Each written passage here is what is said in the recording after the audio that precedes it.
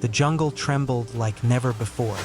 Titanoboa's coils stretched across the river like living mountains, dwarfing every tree, every stone, every ape-like human that dared stand in its presence. Mist swirled violently, carrying the scent of ancient power and death, and the water churned into a furious storm around its massive body.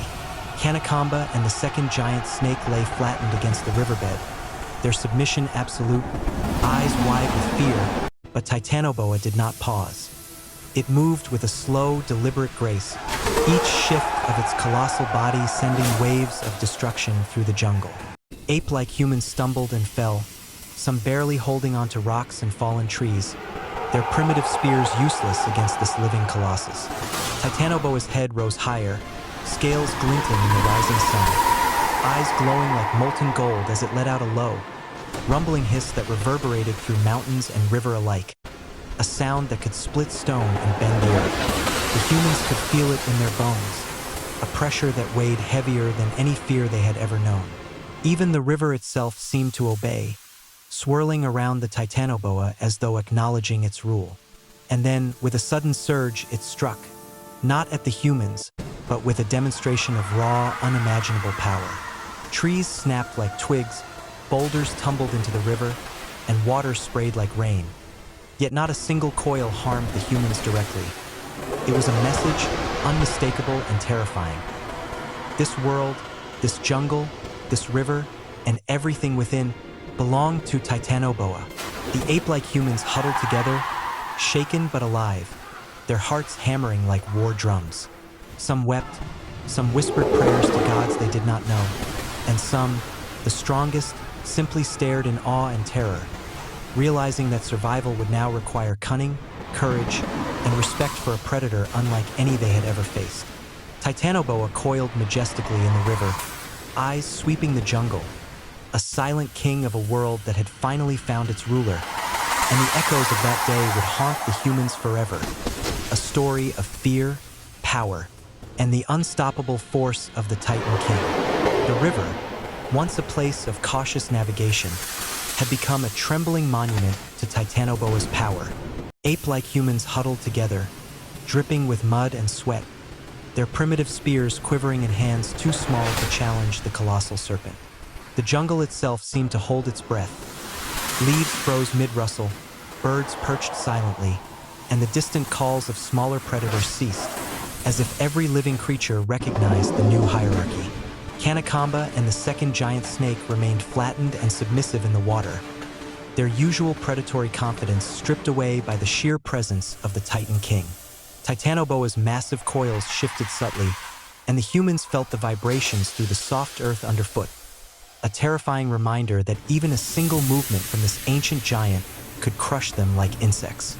Despite their fear, some of the humans, hardened by countless battles, dared to take small steps back along the riverbank, eyes never leaving the glowing gaze of Titanoboa. The serpent's eyes, molten gold and impossibly intelligent, seemed to weigh not just their bodies, but their very spirits, calculating strength, courage, and instinct. Even the mist curling over the river could not hide the shimmering scales of the Titan King, each one as large as a human torso, and the air felt thick with energy, charged with the promise of destruction for any who disrespected the river's new ruler. In that moment, survival was no longer about hunting or fleeing. It was about understanding the invisible line Titanoboa had drawn, learning to move without drawing attention, and accepting the terrifying truth. The apex predator of the prehistoric world was no longer a challenge, but a law of existence, and the humans were now mere inhabitants under its unshakable dominion. The ape-like humans, though terrified, began to stir. Their muscles ached, their lungs burned from the adrenaline of witnessing a predator unlike any they had known, but instinct refused to let them remain frozen. One by one, they crept along the riverbank, careful not to disturb the water, careful not to draw the gaze of Titanoboa. Spears were held loosely, ready only as a lifeline, not a weapon, as the sheer size of the giant snake rendered offense meaningless. Kanakamba and the second giant snake followed Titanoboa's lead, keeping their massive heads low, moving silently as though rehearsing obedience to a new ruler. The humans' eyes darted constantly, scanning for sudden movement. Every shadow a potential threat, every ripple in the water a warning. Leaves and vines, once ordinary, became both shields and obstacles. Every misstep risked drawing the Titan King's attention. And yet, despite their fear, courage flickered. A few of the strongest among them led the cautious retreat, guiding the group along a narrow ridge above the rising river, whispering instructions in low, urgent tones.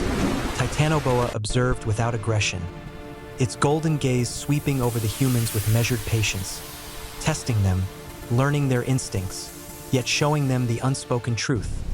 This world belonged to it, but life could continue for now if the rules were respected. The jungle seemed alive with anticipation, holding its breath as the humans, drenched in mud and mist, realized that every step forward, every choice to move or pause, was a negotiation with a force far beyond their comprehension.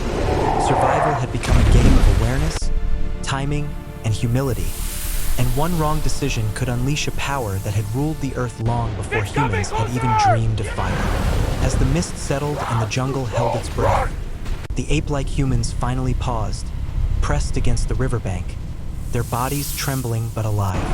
Titanoboa coiled majestically in the deep channel, eyes glowing like molten gold, watching them with the patience of an eternal ruler. Anaconda and the second giant snake remained submissive, their massive forms shrinking in comparison, proving that even the fiercest predators knew their place. The river's surface rippled gently, yet every splash carried the memory of unstoppable power. The humans exchanged silent glances, understanding without words that survival was no longer a battle of strength. It was a game of awareness, respect, and sheer luck. Titanoboa had shown them that this world, the river, the jungle, and everything in between, belonged to it alone. And with one final, slow sweep of its colossal head, it disappeared beneath the water, leaving the humans shaken, awed, and forever changed. The age of the Titan King had begun, and nothing would ever be the same.